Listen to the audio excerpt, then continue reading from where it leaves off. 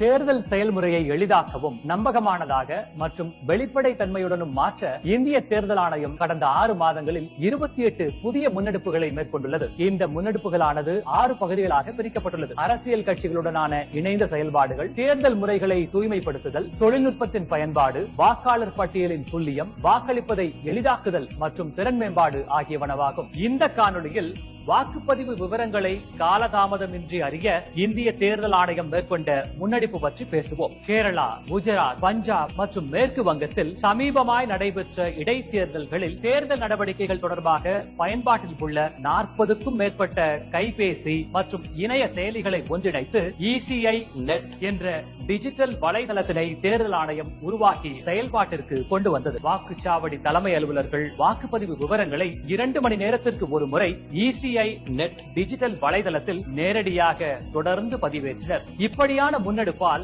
இத்தேர்தல்களின் போது வாக்குப்பதிவு விவரங்களை எவ்வித காலதாமதமின்றி வெளிப்படைத்தன்மையுடன் அனைவரும் அறிந்து கொள்ள ஏதுவாக அமைந்தது. அடுத்த காணொளியில் இந்திய தேர்தல் ஆணையத்தால் மேற்கொள்ளப்பட்டுள்ள பிற முன்னெடுப்புகளை பற்றி காண்போம். இதுபோன்ற இந்திய தேர்தல் ஆணையம் தொடர்பான மேலும் புதிய தகவல்களுக்கு எங்களது அனைத்து சமூக ஊடக தளங்களை பின்தொடரவும் மற்றும் சப்ஸ்கிரைப் செய்யவும்.